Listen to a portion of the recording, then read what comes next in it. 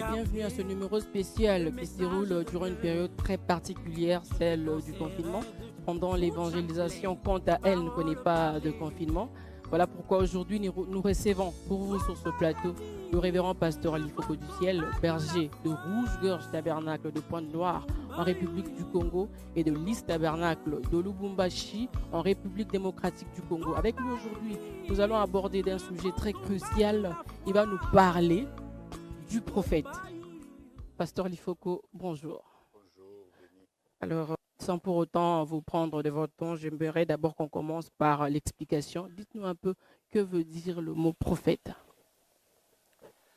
Bon, mais je crois que c'est de commencer tout d'abord à saluer tous les frères et sœurs qui ont voulu vraiment accorder une attention particulière à notre personne pour essayer de répondre à toutes ces questions. Et d'emblée, donc, nous allons entrer en jeu. Un prophète, tout d'abord. Vous savez, quand Dieu a créé l'homme à son image et à sa ressemblance, c'était pour avoir communion avec l'homme. La Bible dit qu'il descendait chaque soir pour parler avec son fils. Mais quand cette communion fut coupée, l'homme a été rejeté. Mais comme il a été créé pour avoir communion avec Dieu, quel est le moyen qu'il pouvait utiliser pour se rapprocher de Dieu? Avant la construction du temple, il y a eu des hommes qu'on appelait des voyants. C'est-à-dire quand quelqu'un avait besoin de Dieu, il s'approchait de ces gens-là, qu'on appelait des voyants. Donc allons consulter l'Éternel. Dans le souci de retrouver Dieu, il les allait chez des personnes spéciales qu'on appelait des voyants. Ou encore un prophète. Vous voyez? Donc je crois que en cela, nous aimerions bien lire quand même quelques versets de la Bible parce que le souci était aussi de pouvoir parler, surtout à ceux-là qui ne connaissent pas encore le message. Tout d'abord, le message et tout et tout. 1 Samuel chapitre 9, verset 9. Autrefois en Israël, quand on allait consulter Dieu, on disait, venez et allons aux voyants. Car celui qu'on appelle aujourd'hui le prophète s'appelait autrefois le voyant. Voilà, donc c'est un peu ce verset-là, voyant, le prophète. Voilà. Alors, pasteur, comment catégorisez-vous le prophète depuis l'histoire de la Bible? Bon, déjà, ce n'est pas moi, déjà depuis Israël, parce que c'est comme un peuple. Quand vous dites que le Bakongo, tu n'es pas mon Congo, tu ne peux pas connaître les coutumes, les vices de Bakongo. Déjà, la Bible, c'est des coutumes orientaux. Donc, si nous pouvons nous approcher d'eux, déjà dans la Torah, c'est-à-dire dans la Bible, parce que les Juifs, ils utilisent seulement l'Ancien Testament, ils avaient catégorisé deux formes de prophètes. Il y a ce qu'on appelait les Hoher. Le Hoher, ça veut dire un prophète majeur. Un prophète majeur. Donc, ce n'est pas moi, c'est la Bible d'ailleurs qui catégorise de cette manière de faire. Vous allez lire ici dans les livres de Nombre, au chapitre 12, verset 6, vous allez voir comment Dieu lui-même catégorise les prophètes. Il dit, écoutez bien mes paroles. Lorsqu'il y aura parmi vous un prophète, c'est dans une vision que moi, l'Éternel, je me révélerai à lui. C'est dans un songe que je lui parlerai. Il n'en est pas ainsi de mon serviteur Moïse. Vous voyez, Dieu déjà fait la différence entre d'autres petits prophètes qui peuvent avoir des visions, des songes et tout. Mais en s'agissant de Moïse, ce n'était pas pareil. Il dit, il est fidèle dans toute ma maison. Je lui parle bouche à bouche. Je me révèle à lui sans énigme. Il voit une représentation de l'Éternel. Pourquoi donc n'avez-vous pas craint de parler contre mon serviteur, contre Moïse? Donc Dieu lui-même catégorise ici les deux formes de prophètes. Les prophètes majeurs et les prophètes mineurs. Et les prophètes mineurs. Donc ça existe. Ah, d'accord. Est-ce que vous savez déjà que même dans la Bible, on a appelé Abraham prophète? Pas du tout. Oui, c'est une information. On a appelé Abraham. Abraham était un prophète. Et je crois que nous allons trouver cette histoire dans les livres de Genèse, je crois. Donc il était prophète mineur. Mais oui, il était prophète mineur. Parce qu'un prophète, c'est quelqu'un qui a la représentation de Dieu. Quand il est majeur, il amène un message. Et ce message est retenu, même dans la mémoire collective. Tout le monde, ils savent que Moïse avait dit. Moïse avait dit. Moïse avait dit. Mais il y a eu des prophètes tels qu'Abraham. Il n'a pas laissé un livre. Il n'a pas laissé un écrit. Il n'a pas laissé ceci. Vous trouvez des prophètes comme Agabus, qui avait vu Paul. Il n'a pas laissé une écriture. Il n'a pas laissé ceci et cela. Donc, je parlais d'Abraham, Oui. Genèse 20, verset 7. Ok. Maintenant, rends la femme de cet homme. Ici, Dieu parle Ah, au au roi qui roi avait pris la femme Abimelech. d'Abraham. Rends la femme de cet homme, car il est prophète. Mhm. Il priera pour toi et tu vivras. Mais si tu ne la rends pas, sache que tu mourras. Toi et tout ce qui t'appartient. Voilà. Alors, Abraham aussi était un prophète. mhm, Mais il n'était pas prophète du même calibre que Moïse. mhm. Agabus aussi était prophète, mais il n'était pas du même calibre que Moïse, par exemple. Ah, d'accord, merci, Voilà. pasteur. Alors, je vous rappelle que le pasteur Lefoko est en train de nous répondre. Il est en train de nous éclaircir sur qui est le prophète, parce que beaucoup de questions sont en train de se poser, notamment à travers des prédications qui se passent sur Internet. Beaucoup de gens posent des questions, à savoir qui est le prophète William Marion Branham. Pasteur, maintenant, qui est le prophète William Marion Branham et dans quelle catégorie est-il classé? Bon, ce n'est pas à nous de pouvoir déterminer qui est William Marion Branham. Je crois que nous devons laisser simplement la Bible elle-même faire son travail, parce que Dieu est son propre interprète. Déjà, dans le livre de Malachie, chapitre 4, verset 5, il dit « Voici, je vous enverrai Élie, le prophète, avant que le jour de l'Éternel arrive, ce jour grand et redoutable. » Avant cela, la Bible dit « Souvenez-vous de la loi de Moïse, mon serviteur, auquel j'ai prescrit des lois et des ordonnances en Horeb. Ainsi, je vous enverrai. » Voici donc Dieu nous tire ici une similitude entre Élie, le prophète qui doit venir, et il doit venir quand? Avant le jour de l'Éternel, parce que même là aussi il y a une confusion. Exact. Les gens d'aucuns disent que c'est Jean-Baptiste, Oui. alors que tous lecteurs de la Bible, ils savent que Jean-Baptiste n'était pas venu au jour de colère de l'Éternel. Il était venu au jour de grâce. Au jour de grâce, comment? Parce que Jésus a un ministère en double volet. Dans la Bible, il est écrit que mon serviteur, donc je crois que quand il entrera dans les temples, Jésus il entrera dans les temples, il va lire un verset de la Bible, il est écrit « Voici l'Esprit du Seigneur est sur moi, il m'a oint pour proclamer une année de grâce. » Voilà. Dans son temps, il a fermé le rouleau alors que le verset n'était pas terminé. Parce que l'autre partie du verset parlait du jour de colère, le jour de la vengeance de Dieu. Comme il était venu mourir à la croix, c'était le jour de grâce. Ce n'était pas le jour de colère. Donc Jean-Baptiste ne peut pas être l'Élie de Malachie 4 qui doit venir, parce que cet Élie-là doit venir avant la venue du Seigneur. Avant la venue du Seigneur. Et un autre verset d'ailleurs nous y met là-dedans. Matthieu chapitre 17 verset 9. Vous savez qu'est-ce que Matthieu dit? Il y a eu des disciples qui ont posé la question à Jésus sur sa seconde venue. Hein? Quand est-ce qu'il va venir? Ça sera comment? Comment? Lui-même, il leur répond, il dit, quelques-uns d'entre vous ne mourront point. Qu'ils aient vu cet événement, comment ça doit se passer. Exact. Et dès qu'il déclenche la chose, ceux qui connaissaient la parole lui ont dit ceci. Il dit, Matthieu 17, 9, comme ils descendaient de la montagne, Jésus leur donna cet ordre. Donc après qu'ils aient vu la vision, hein, comment il leur avait dit que quelques-uns d'entre vous ne mourront pas, qu'ils aient vu le Fils de l'homme descendant de sa gloire. Ne parlez à personne de cette vision jusqu'à ce que le Fils de l'homme soit ressuscité des morts. Les disciples lui firent cette question. Mais pourquoi donc les scribes disent-ils qu'Élie doit venir premièrement? Exactement. Donc il y a Élie qui doit venir avant l'accomplissement de cette vision. Si toi tu nous dis déjà qu'on a vu la vision, mais Jésus connaissait les Écritures, il dit n'en parlez pas parce que ce n'est pas le temps. Okay. C'était sa première venue, ce n'est pas le temps. Il dit, oh, mais si cela en est ainsi, mais les scribes et tout le monde disent qu'avant que cet événement n'ait lieu, il faille que Élie le prophète vienne et qu'il rétablisse toutes choses. Voilà. Et là encore, ça montre que ce n'est pas Jean-Baptiste. Parce que Jean-Baptiste est venu, ce n'était pas pour le rétablissement de toutes choses. Le rétablissement de toutes choses, d'ailleurs, on nous le dit dans l'acte 3, verset 18, on dit que le ciel, c'est Jésus qui était mort et parti au ciel, le ciel doit le garder jusqu'au temps de rétablissement de toutes choses. Ce n'est pas le temps de Jean-Baptiste. Parce que Jésus est mort, il est allé au ciel, Jean-Baptiste aussi est mort. Et l'on nous dit que le ciel doit garder Jésus en haut jusqu'à ce que toutes choses soient rétablies. Et celui qui est spécialiste de rétablissement de toutes choses a toujours été Élie.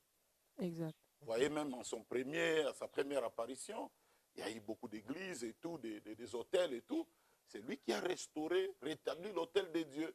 Donc c'est pourquoi nous disons que cet Élie-là, d'aucuns disent que c'est Moon, Sang Sun, Myang Moon, celui-là disent ceci, celui-là disent. Bon, nous ne sommes pas contre qui disait, il racontait. Mais le problème, qu'est-ce qu'ils ont restauré? Voilà. Est-ce qu'ils ont rétabli quoi? Voilà. D'accord. Pasteur, puisque nous parlons de Élie, Oui. alors dites-nous, dans la Bible, existe-t-il une promesse qui déclare qu'au temps de la fin, finalement, le Élie en question serait américain? Parce que là, c'est encore un problème. Les gens disent, bon, pourquoi il doit être le frère Branham? Quels sont les signes qui prouvent exactement que c'est lui, le Élie? Parce qu'il y a quand même des signes qui prouvent, mais quels sont les signes? Par quoi allons-nous le reconnaître, ce Élie? Élie, le prophète, en quoi allons-nous le reconnaître? Voilà. Excusez-moi tout d'abord de pouvoir... vous avez parlé du lieu géographique tout d'abord. Est-ce qu'il va venir, ça sera comment? Voilà. Bon, ce n'est pas moi qui l'ai dit, c'est la Bible qui l'a dit. Oui, pasteur. On a parlé de l'avènement du Fils de l'homme. Voilà. L'avènement du Fils de l'homme. Et c'est là que Jésus parle géographiquement comment les choses doivent se faire. Démontrez-nous, pasteur. Oh, mais vous pouvez les lire dans Matthieu 24, vous pouvez lire dans Luc 17, 30. Luc 17, 30, on dit, comme le soleil se lève à l'est et se couche à l'ouest, ainsi en sera de l'avènement du Fils de l'homme. Ce n'est pas nous qui avons parlé de l'ouest, de l'Occident. Ce n'est pas nous. C'est la Bible qui le dit. Tel que le soleil qui s'est levé à l'est, le soleil c'est Jésus-Christ. Exact. Et il doit coucher là-bas de l'autre côté, à l'ouest. Donc à l'ouest, il y aura quelque chose d'important qui aura lieu. Donc ce n'est pas nous. Ça n'a rien à voir avec nous. L'ouest, c'est déjà biblique. L'Occident est déjà biblique. Voilà. Exact. C'est un peu ça. Alors, les signes. Bon, tu m'as posé une question ici, je voudrais bien qu'on insiste là-dessus. Est-ce que Frère Branham est-il dans la Bible? Nous qui avons cru le message, nous avons 4 points cardinaux. Donc 4 écritures sur lesquelles nous nous basons pour parler de la venue de Frère Branham. Exact. Tout d'abord, laissez-moi lire cela. Malachie 4 que je venais de lire. Exact. Avant la vengeance, le jour de l'Éternel, Élie doit venir. Pour nous, c'est Branham. Parce qu'il doit rétablir. Toute chose. Et s'il est prophète majeur, ça doit impacter non pas seulement son pays. Un prophète majeur, il vient pour impacter tout le monde. Voilà, Agabus n'était là que pour une petite mission d'imposer les mains, et puis ça s'est arrêté là. Vous voyez? Mais Moïse est allé au-delà des frontières. Un message clair et net et tout et tout. Ainsi, William Branham aussi est allé au-delà des frontières. Aujourd'hui, nous parlons de Branham ici au Congo, à Pointe-Noire. Vous voyez, nous avons 4 points. Malachie 4, 1. Et nous avons aussi, quand il descendait de la montagne, pourquoi on dit qu'Élie doit venir? Voilà. 2, nous avons aussi les livres de Apocalypse 10, 7 qui nous dit, mais qu'au jour de la voix du 7e ange, quand il sonnerait de la trompette, le mystère de Dieu s'accomplirait comme il annonçait à ses serviteurs, les prophètes. Beaucoup de gens ici, quand nous disons le 7e ange viendra, bon, il y a encore des doutes. Mais il y a un petit détail dans la Bible, on dit, comme le prophète l'ont annoncé. Juste un seul prophète. Qu'est-ce que ce prophète-là a annoncé? C'est Daniel, chapitre 12, verset 7. J'ai entendu l'homme vêtu de lin qui s'éteignait au-dessus des eaux du fleuve. Il leva vers le ciel sa main droite et sa main gauche. Il lui jura par celui qui vit au siècle des siècles que ce sera dans un temps des temps et la moitié d'un temps que toutes ces choses finiront quand la force du peuple saint sera entièrement brisée. J'ai entendu, mais je ne compris pas. J'ai dit, mon Seigneur, quelle sera l'issue de ces choses? Il répondit, va Daniel, car ces paroles seront tenues secrètes et scellées jusqu'au temps de la fin.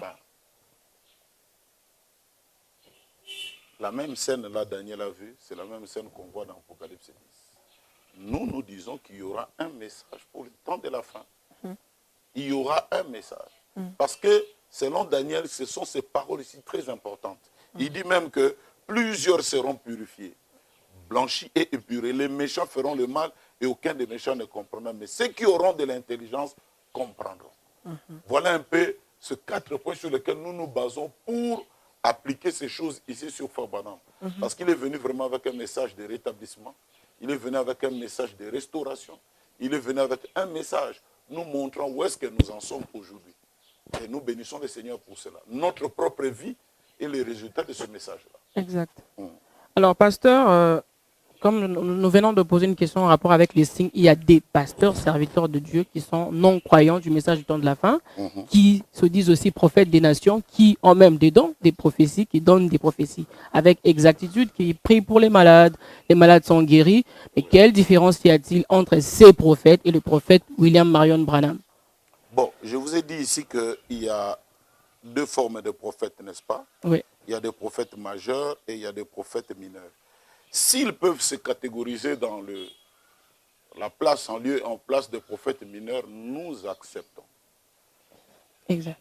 Un prophète mineur, on peut le trouver dans des églises, il prophétise. Il voit des songes.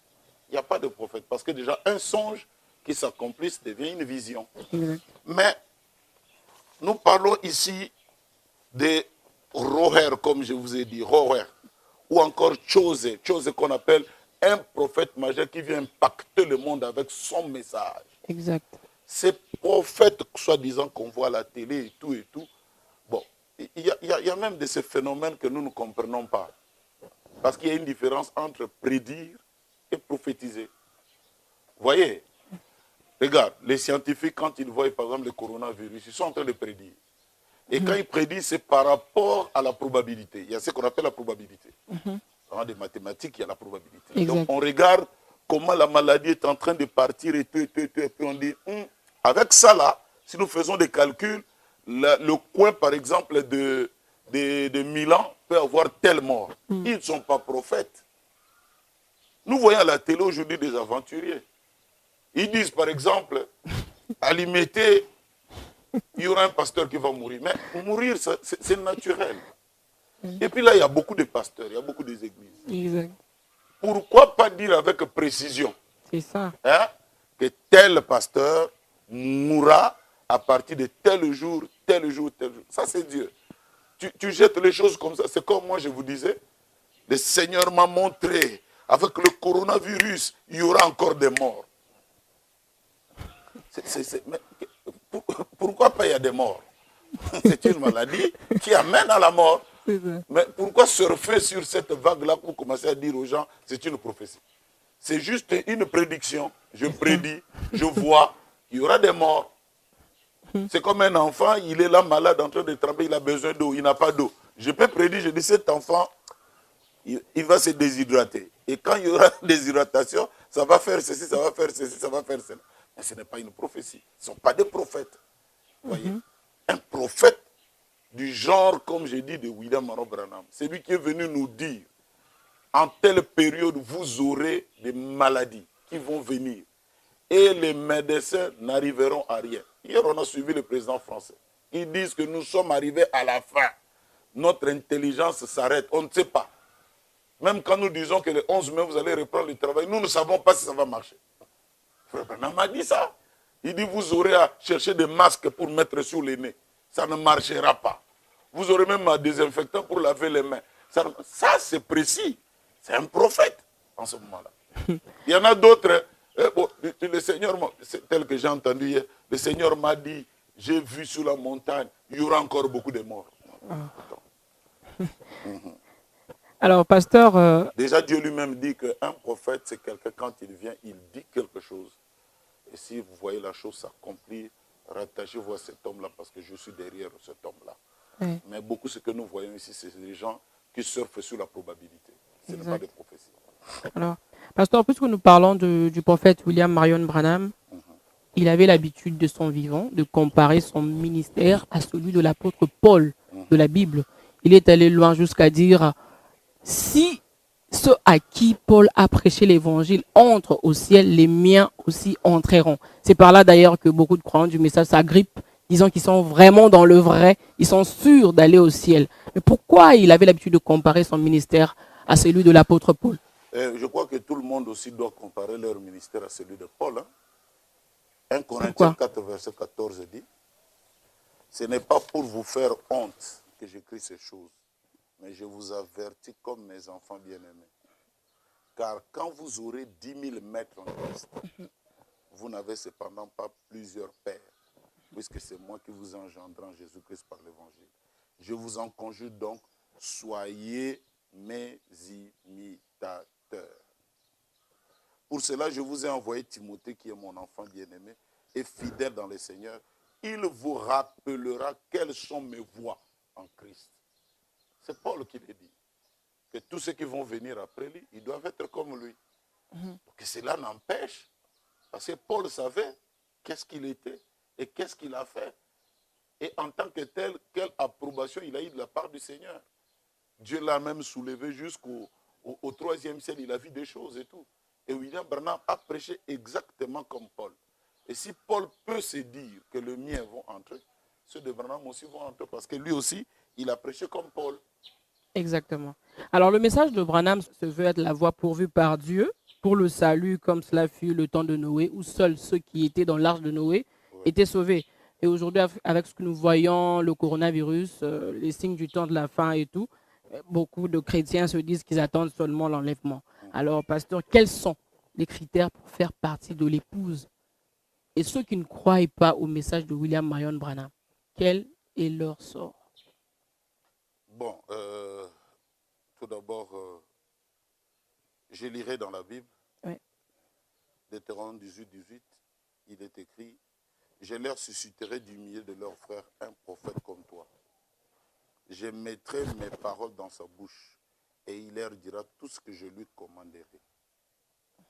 Et si quelqu'un n'écoute pas mes paroles, qu'il dira en mon nom, c'est moi qui lui en demanderai compte. » Ce n'est pas nous, c'est la Bible. Un prophète majeur qui vient, qui parle, vous êtes obligé de le croire.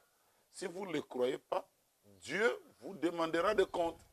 Exact. Donc ce n'est pas nous-mêmes qui fabriquons, non, il faut croire Branham obligatoirement, non. C'est la manière de faire de Dieu. S'il vous envoie un prophète majeur, vous l'écoutez, et non, une grâce vous sera donnée. Et d'ailleurs, je crois que pour beaucoup de lecteurs de la Bible, ils savent qu'il y a eu le roi Agrippa. Paul lui posait la question d'ailleurs. Et le roi Agrippa, crois-tu au prophète? Crois-tu au prophète? Et le roi Agrippa répondit, Paul, veux-tu faire de moi un chrétien? Donc être un chrétien, c'est croire au prophète. Ce n'est pas du dépassé. Ça existe. Ephésiens 4 vient dans le Nouveau Testament. Dieu a établi premièrement dans l'Église des apôtres, des prophètes. Ça existe. Donc il y a déjà un vent où on nous disait que le prophète n'existe pas. Et tout ça, c'est du passé. Alors Branham, de son vivant, a déclaré qu'il n'est pas venu pour pousser les gens à le suivre ou à former un groupe ou une organisation.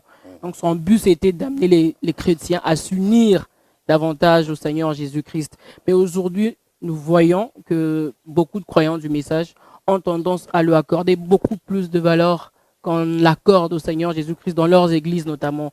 Pasteur, expliquez-nous un peu ce phénomène. Je vous ai dit ici que Paul a dit, William Branham est comme Paul, il a dit à Paul, à Timothée, n'aie pas honte de notre Seigneur Jésus-Christ, ni de moi son envoyé. Pourquoi voulez-vous qu'on ait honte de frère Branham? On n'a pas honte parce que William Branham a prêché le Seigneur Jésus-Christ. Nous parlons dans nos cultes, dans nos églises, que nous croyons le Seigneur Jésus comme étant le Dieu de William Branham. Et cela n'empêche que nous puissions aussi dire aux gens, William Branham est son envoyé. C'est le conseil même de Paul à Timothée. N'aie pas honte. Il dit, voici mon témoignage. N'aie pas honte de notre Seigneur et de moi son serviteur. Et de tout ce que nous avons comme difficulté dans le travail de Dieu. Et là même quand il dit que je vous enverrai Timothée, pour qu'il vienne vous faire voir ce que nous traversons dans la manière de servir Dieu. C'est cela. Donc aujourd'hui, là, nous aussi, nous n'avons pas honte du Seigneur Jésus-Christ qui est Dieu, et nous n'avons pas aussi honte de William Marion Branham qui est son serviteur. Alors, d'accord. William Marion Branham a parlé de la part du Seigneur. Il a parlé de la part du Seigneur Jésus-Christ, j'allais dire. Ses prédications et sermons sont enregistrés soit sur des brochures ou des bandes. D'ailleurs, c'est écouté au sein des églises du message. Et d'habitude, quand les pasteurs prêchent, il a toujours tendance à dire, frère Branham a dit, frère Branham a dit. On a l'impression de beaucoup plus lire le prophète Branham que la Bible. Pourquoi ça, pasteur? Bon, déjà que quand on lit la Bible, ça reste aussi à savoir. Est-ce qu'on ne cite pas les noms des gens là-bas? Matthieu chapitre 2, est-ce que c'est Dieu? Oui, c'est Dieu, mais au travers de l'homme. Timothée, Jean, hein? Ce sont des hommes. Quand vous nous renvoyez dans la Bible, Ésaïe, c'est un homme. Exode veut dire voyage, voyage chapitre 1. C'est ça la parole de Dieu. Philippiens, ce sont des habitants des Philippines. On peut aussi dire Ponténégrin chapitre 1, si nous étions en ce temps-là. Et en quoi ça fait mal quand on dit aussi Branham chapitre 1?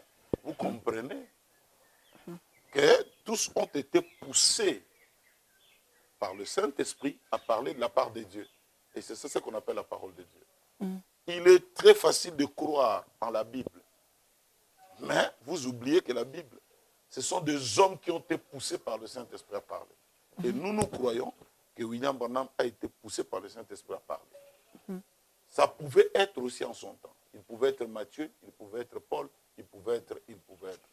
Ce n'est pas cela vraiment qui peut nous ébranler parce que nous devons aussi voir la qualité de son message. Qu'est-ce que lui-même, quand il prêche, il nous dit? Son message nous renvoie à la Bible. C'est cela qui est le plus important, plus spécial d'ailleurs. D'accord. Son message est biblique. C'est dans la Bible. Exact. Et lui-même nous dit, si tout ce que je vous dis ne se trouve pas dans la Bible, ne le prenez pas. Exact. Alors, pasteur, vous dites qu'il est le prophète majeur. Il est mort depuis 1965. Est-ce que depuis 1965 jusqu'en 2020, Dieu n'a pas pu envoyer un autre prophète majeur? Parce que nous voyons dans la Bible, quand Élie est parti, Dieu avait suscité le prophète Élisée. Bon, je crois que Élie, Élisée, ça c'est un très long débat. Un très long débat, mais je voudrais simplement dire ceci. Oui. Que nous sommes de ceux-là qui croyons que dans la main de Jésus-Christ, il n'y avait que 7 étoiles. Et que les 7 étoiles sont les 7 messagers qui impactent la vie de l'Église, qui éclairent la vie de l'Église. Comme l'étoile reçoit de sa lumière du soleil, Jésus-Christ qui est absent dans l'Église, c'est l'étoile qui réfléchit sa lumière. Il n'y en avait que 3, il n'y en avait pas 8. Vous voyez, il n'y en avait pas 9. Donc ça, c'est clair pour nous autres. Pour nous autres, il n'y en a que 7. Et la dernière étoile, c'est William Marion Branham. Point, fin, barre. Et je crois que ça m'a créé pas mal des ennuis. On m'a catégorisé comme adorateur de Branham. Quand j'ai dit, Jésus a terminé sa course dans William Marion Branham. Terminer la course, est-ce qu'en cela j'ai dit, il faut adorer Branham? Est-ce qu'en cela j'ai dit, Branham est devenu je ne sais pas quoi? On parle français là. Exact. Terminer la course. Terminer la course. Il y a eu le début de la course. Et quand il y a eu le début, qui a adoré le début? Personne. Dans le milieu de la course, qui a adoré le milieu de la course? Personne. Et quand on arrive à la fin, pourquoi devrions-nous adorer? Non, on a montré un parcours de comment le Seigneur travaille au travers de ses serviteurs. Il a commencé depuis la première étoile, Paul, Irénée, Colomban, tout jusqu'au dernier. Voilà. Et ça s'arrête là. Mais nous n'adorons pas William Branham. Nous n'adorons pas William Branham. Exact. Donc ça, c'est clair et net.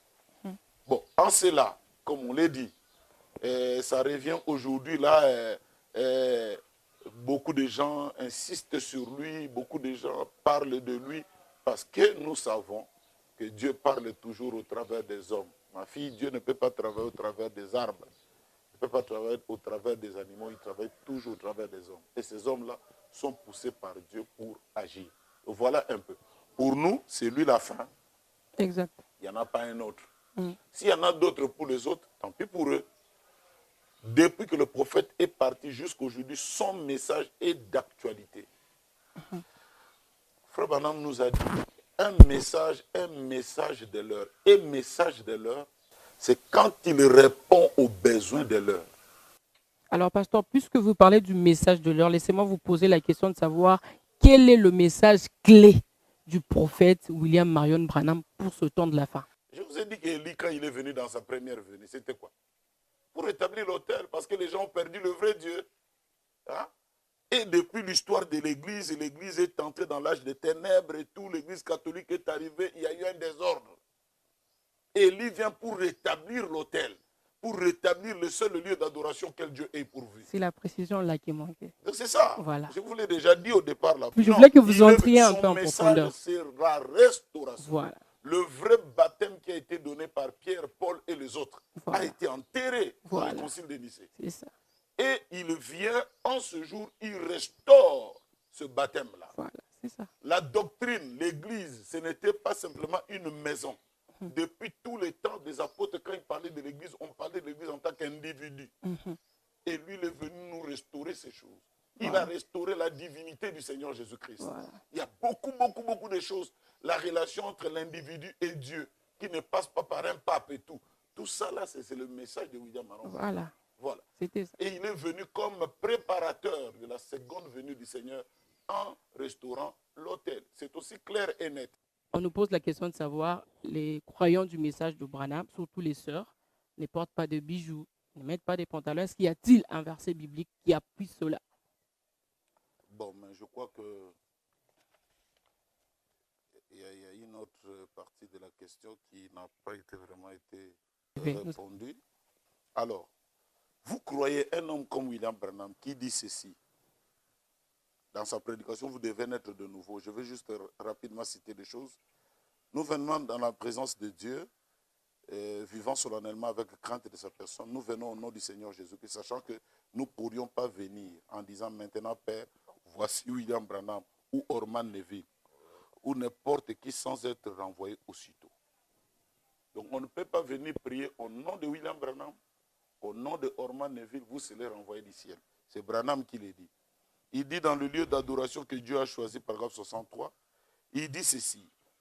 Il dit, une cérémonie de mariage où, durant et du pont, sinon, vous vivrez dans l'adultère. Si vous êtes baptisé de n'importe quelle autre manière qu'au nom du Seigneur Jésus, c'est un baptême adultère qui ne se trouve pas dans la Bible. Frère Branham dit, c'est lui qui baptise le Fils de Dieu manifesté, paragraphe 206-207, c'est lui qui baptise d'une autre manière qu'au nom du Seigneur Jésus-Christ, soit il est aveugle, soit c'est un malade mental. Vous voyez, c'est toujours le même frère Branham qui dit dans le premier sceau, paragraphe 346, que l'adoration en ce jour, on n'adore pas un homme, est réservée exclusivement au Seigneur Jésus-Christ. C'est toujours le même prophète qui a parlé du serpent écrasé. Vous voyez, nous voudrions bien que nos frères là du dehors qui ont peur parfois de croire le message, de savoir que nous donnons la place à William Branham et nous donnons la place au Seigneur Jésus-Christ. Exactement. Voilà. Bon, maintenant, pour répondre à votre question, pourquoi est-ce que les frères du message, sœurs, ils ne mettent pas les bijoux, les pantalons, ils sont un peu naturels et tout. Est-ce qu'il y a-t-il un verset biblique qui appuie cela? Bon, déjà que dans le livre de 2 Timothée au chapitre 9, verset 30, il y a une première femme qui a mis tout d'abord des parures, qui a mis des rouges à lèvres dans la Bible. Ce n'était pas un modèle, c'était Jézabel. Si vous lisez dans la Bible, c'était une fille qui n'était pas d'Israël, elle venait d'ailleurs. C'est elle qui a amené les démons, des maquillages et tout dans la nation israélienne. C'est déjà démoniaque. Dans 1 Timothée chapitre 2, verset 9, Paul nous recommande. Il dit que la femme soit naturelle, pure, qu'elle ne puisse pas se donner à toutes ces parures extérieures, des bijoux d'or et tout. Ce n'est pas correct. C'est Paul qui le dit. Ce n'est pas nous qui fabriquons nos choses.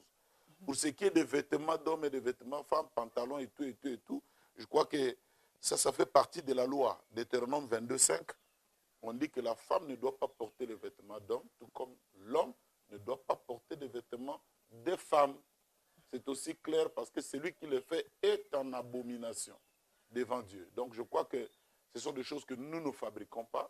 La femme est femme, l'homme est l'homme, par sa manière d'être, par sa manière de s'habiller et tout. Bon, maintenant, nous trouvons même pourquoi nous ne portons pas des boucles d'oreilles et voilà. tout. Ça, ce sont des habitudes païennes. Déjà que dans l'Ancien Testament, dans le livre de Nombre, je crois, Exode chapitre 21:6, vous allez voir que quand quelqu'un était esclave, c'était le signe des esclavagismes. Donc on prenait son oreille, on trouait et on mettait une boucle d'oreille. C'était des habitudes pour marquer devant tout le monde que celui-là c'est un esclave. Un homme libre ne pouvait pas porter. Et quand il portait la boucle là, ça veut dire, même si la trompette du jubilé sonnait, il ne va plus entendre. Son oreille est déjà percée. Donc c'est cela, nous aussi en venant, prenant Paul, prenant les habitudes de Jézabel, on s'est dit, nous devons être naturels. Et je crois que c'est ce qui caractérise beaucoup plus de nos sœurs du messager. William Branham lui-même, il dit, surtout nos sœurs noires, qui développent parfois des complexes, qui veulent être comme des blancs, en ajoutant des choses. Frère Branham dit, soyez naturels, parce que vous êtes des noirs, vous avez des choses que des blancs n'ont pas. N'ayez pas honte de votre chevelure crépue, n'ayez pas honte de votre teint, n'ayez pas honte de ce que Dieu vous a fait. Regarde le coronavirus. Parfois, les noirs ne tombent pas facilement malades. Hein? Exact, ça c'est vrai. Donc, on est comme ça, là. Tout le monde, maintenant, avec cette maladie, on commence à être fier d'être africain. Exact. J'ai suivi même le gouvernement du Congo. Aujourd'hui, on dit, depuis que la maladie en question est là, il y a 74 seulement personnes et tout. Bon, 10 déjà sont guéris. Peut-être par la grâce de Dieu, puis ça va finir seulement comme ça. Et nous, on est là, on marche. Parce que nous avons déjà des choses que Dieu nous a données. On doit être fiers de cela, étant noirs, africains et tout. Sans pourtant être raciste du côté des Blancs et tout. Donc je crois que c'est cela qui nous caractérise. Plus encore, le message est venu nous donner encore les bonnes choses, donc nous ne pouvons que bénir le Seigneur. Alors, pasteur, nous tendons lentement, mais sûrement vers la fin de l'émission. Peut-être votre dernier mot, surtout pour ceux qui sont en train de nous suivre en ce net moment, votre mot de la fin par rapport à ce message. Bon, mais je crois que surtout en des temps comme celui-ci, où le monde est en train de changer très vite, le monde subit des mutations, où l'homme parfois n'arrive pas à arrêter. Je le disais même dans une émission il n'y a pas longtemps que quand la médecine n'arrive pas, quand la science n'arrive pas, je crois qu'il faut tourner au Créateur. Exact. Et je vous ai dit ici, dans l'ancien temps, pour consulter Dieu, les gens allaient voir le voyant. Pour parler à Dieu, on entrait en contact avec le voyant. Et le message de William Branham, c'est le message du visionnaire, c'est le message de la parole. Donc, nous demanderons encore à beaucoup de nos frères, pendant cette période, vous qui avez toujours dit, Branham, là, c'est un faux, et il est ceci, c'est un magicien, comme j'entends parfois. Non, Branham, il parle de la pyramide, il parle de ceci, patati patata, beaucoup d'histoires. C'est un magicien, c'est un ceci, c'est un... Bon, est-ce que la pierre de l'angle, quand on dit Jésus est la pierre de l'angle, la pierre de l'angle pour vous c'est carré ou c'est une pyramide?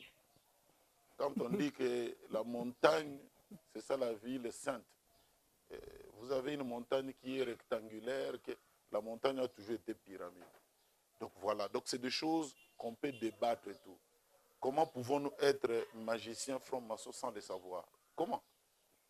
Vous ne voyez pas nos cultes, vous ne voyez pas comment nous adorons Dieu, ce que nous sommes, notre propre vie, ce que nous chantons. Est-ce que quelqu'un peut aimer Jésus à ce niveau et être faux dans son cœur? Non. C'est ce que le diable donne comme publicité, vous vous éloignez du message. Mais il est temps, essayez un peu d'y entrer dans ce message-là. Vous trouverez de bonnes choses. Voilà un peu ce que je pouvais dire à la fin. Alors, le pasteur Ali Foko vient de nous expliquer qui est le prophète William Marion Branham. Vous avez compris avec beaucoup de précision sur tout ce qu'il vient de parler. Il a l'habitude de prêcher tout le mercredi et vendredi à partir de 17h. Et le dimanche à partir de 10h, nous allons devoir mettre au bas de l'écran les chaînes sur lesquelles vous allez devoir suivre les prédications du pasteur Ali Foko du ciel.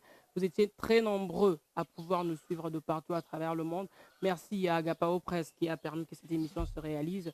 Merci à toute l'équipe technique qui m'a tenu compagnie, le grand réalisateur Ali Dona et les autres frères. Non, je n'ai pas le nom en tête, mais que Dieu vous bénisse. Merci. Merci à vous tous qui nous aviez suivis de partout à travers le monde. Vos questions, vos remarques et suggestions concernant le message du prophète William Marion Branham, mettez-les en commentaire ou faites-les nous parvenir à travers l'adresse email d'Agapao Press. Et si nous avons l'occasion, que Dieu nous permettrait encore, nous allons essayer d'inviter encore le pasteur Ali Foko du ciel pour qu'il essaie de nous donner la lumière par rapport au message du temps de la fin. Merci beaucoup et à très bientôt. Pour garder ce qui t'appartient.